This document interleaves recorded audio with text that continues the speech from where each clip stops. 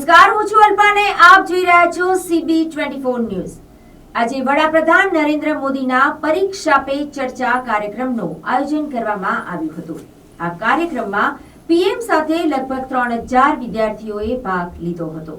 વડાપ્રધાન નરેન્દ્ર મોદીએ દિલ્હીના પ્રગતિ મેદાનમાં પરીક્ષા પે ચર્ચા કાર્યક્રમમાં 7મી વખત બાળકો સાથે વાત કરી। મોદીએ કહ્યું કે મેં હમણાં જ બાળકોનું પ્રદર્શન જોયું અને તે એટલું સારું લાગ્યું કે મને તેને જોતા 5 થી 6 કલાક લાગ્યા હશે। પીએમએ બાળકોને એમ પણ કહ્યું હતું કે તમે બધા જ્યાં બેઠા છો તે જગ્યા એટલે કે ભારત મંડપમ પ્રગતિ મેદાન પર વિશ્વના મહાન નેતાઓએ ચર્ચા કરેલી છે। આ કાર્યક્રમમાં તેમણે પરીક્ષાની મોસમ પહેલા વિદ્યાર્થીઓ, વાલીઓ અને શિક્ષકોને ટિપ્સ આપી હતી। આ કાર્યક્રમમાં પીએમ સાથે લગભગ 3000 વિદ્યાર્થીઓએ ભાગ લીધો હતો। દેશના તમામ રાજ્યો અને કેન્દ્ર શાસિત પ્રદેશોમાંથી 2 વિદ્યાર્થીઓ અને 1 શિક્ષક આ ઇવેન્ટમાં ઓનલાઈન જોડાયા હતા। આ ઉપરાંત દેશની 100 એકલવ્ય મોડલ રેસિડેન્શિયલ સ્કૂલના બાળકોએ પણ આ કાર્યક્રમમાં ભાગ લીધો હતો। પીએમ મોદીએ કહ્યું હતું કે ભાવિ પેઢીની પાસે સમાધાન છે। પીએમ મોદીએ વિદ્યાર્થીઓના પ્રોજેક્ટ્સ પણ જોયા અને સાથે જ વિદ્યાર્થીઓને ખાસ ગુરુમંત્ર પણ આપ્યા। પીએમ મોદીએ જવાબ આપ્યો હતો કે વાસ્તવિકતા એ છે કે તમને તમારામાં વિશ્વાસ નથી, વિચારવા અંગે દ્વિધા છે, તેથી તમે 50 લોકો પાસેથી સલાહ મેળવો છો અને પાછું કોઈની સલાહ પર આધાર રાખો છો।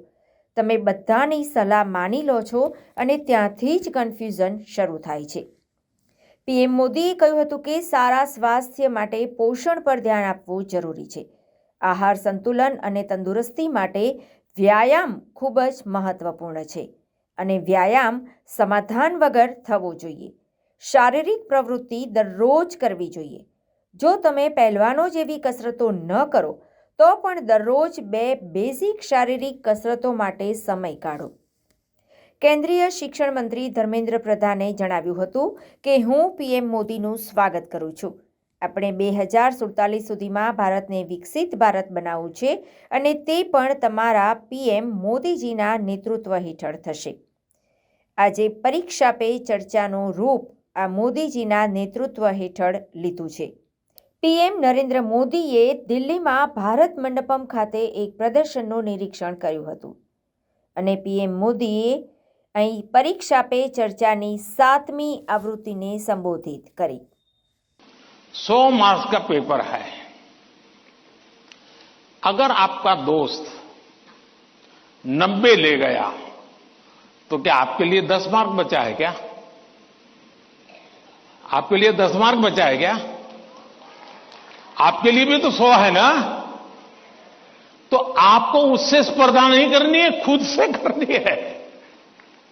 खुद से करनी है कि वो 100 में से 90 लाया, मैं 100 में से कितना लाऊं। उससे द्वेष करने की जरूरत ही नहीं है। एक्चुअली तो वो आपके लिए इंस्पिरेशन बन सकता है। और अगर यही मानसिकता रहेगी तो क्या करेंगे आप? अपने से तेज तर्रार व्यक्ति को दोस्ती नहीं बनाएंगे। आप ऐसे जिसकी कुछ चलती नहीं बाजार में उसी को दोस्त बनाएंगे और खुद बड़े ठेकेदार बन के घूमते रहोगे। आज के युग में आईपैड के कारण, कंप्यूटर के कारण, मोबाइल के कारण मेरी लिखने की आदत धीरे धीरे कम हो गई है।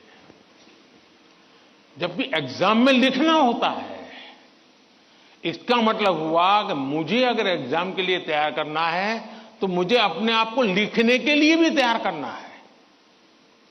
आजकल बहुत कम लोग हैं जिनको लिखने की आदत है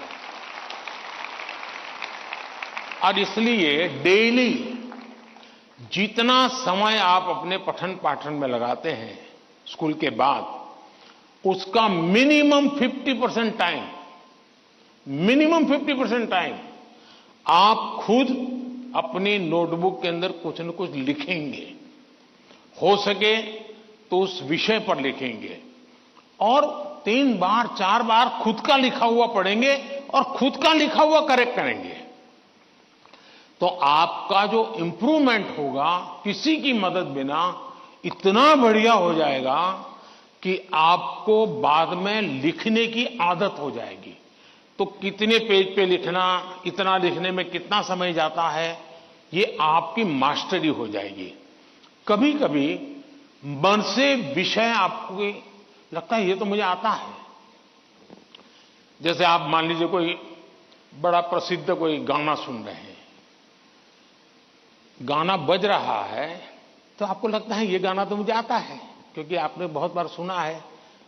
लेकिन एक बार गाना बंद करके जरा कागज पे लिखो ना, वो गाना आता है क्या, तो पता चलेगा नहीं यार, सुनते समय जो मेरा कॉन्फिडेंस था, मुझे अच्छा लगता था और आता था, हकीकत में मुझे आता नहीं था। मुझे वहां से प्रॉम्प्टिंग होती थी, इसलिए मुझे वो लाइन याद आ जाती थी। और उसमें भी परफेक्ट शब्द के संबंध में जब बात आएगी तो मैं पीछे रह जाऊंगा। मेरी आज की पीढ़ी के साथियों से बहुत मेरा आग्रह है कि कृपा करके आपकी एग्जाम में एक बड़ी चैलेंज होती है लिखना। कितना याद रहा, सही रहा, गलत रहा, सही लिखते हैं, गलत लिखते हैं, वो तो बात का विषय है। आप अपना ध्यान प्रैक्टिस में इस पर कीजिए। अगर ऐसी कुछ चीजों पर अगर आप ध्यान केंद्रित करेंगे, मुझे पक्का विश्वास है कि एग्जाम हॉल में बैठने के बाद जो अनकंफर्ट या प्रेशर फील करते हैं वो आपको लगेगा ही नहीं, क्योंकि आप आदी हैं। अगर आपको तैरना आता है तो पानी में जाने से डर नहीं लगता है आपको, क्योंकि आप तैरना जानते हैं। आपने किताबों में तैरना ऐसे होता है और आप सोचते हैं हाँ मैं तो पढ़ा था भाई, हाथ पहले ऐसे करते, फिर दूसरा हाथ, फिर तीसरा हाथ, फिर चौथा हाथ, तो फिर आपको लगता है हाँ पहले हाथ पहले पैर, दिमाग से खप कर लिया, अंदर जाते ही फिर मुसीबत शुरू हो जाती है। लेकिन जिसने पानी में ही प्रैक्टिस शुरू कर दी, उसको कितना ही गहरा पानी क्यों हो, उसको भरोसा होता है मैं पार कर जाऊंगा। और इसलिए प्रैक्टिस बहुत आवश्यक है, लिखने की प्रैक्टिस बहुत आवश्यक है। और लिखना जितना होगा शार्पनेस ज्यादा आएगी, आपके विचारों में भी शार्पनेस आएगी। और अपनी लिखी हुई चीज को 3 बार 4 बार पढ़ के खुद करेक्ट कीजिए। जितना ज्यादा खुद करेक्ट करोगे, आपकी उस पर ग्रिप बहुत ज्यादा आएगी, तो आपको अंदर बैठ करके कोई प्रॉब्लम नहीं होगा। दूसरा, अगल बगल में वो बड़ी स्पीड से लिख रहा है, मैं तो तीसरे क्वेश्चन पे अड़ा हुआ हूं, वो तो 7वें पर चला गया। दिमाग इसमें मत खपाइए बाबा, वो 7 में पहुंचे, 9 में पहुंचे, करे न करे, वो पता नहीं, वो सिनेमा की स्टोरी लिखता होगा। तुम अपने पर भरोसा करो, तुम अपने पर भरोसा करो। अगल बगल में कौन क्या करता है छोड़ो। जितना ज्यादा अपने आप पर फोकस करोगे, उतना ही ज्यादा आपका क्वेश्चन पेपर पर फोकस होगा। जितना ज्यादा क्वेश्चन पेपर पर फोकस होगा, इतना ही आपके आंसर के एक एक शब्द पर हो जाएगा और अल्टीमेटली आपको परिणाम उचित मिल जाएगा। धन्यवाद।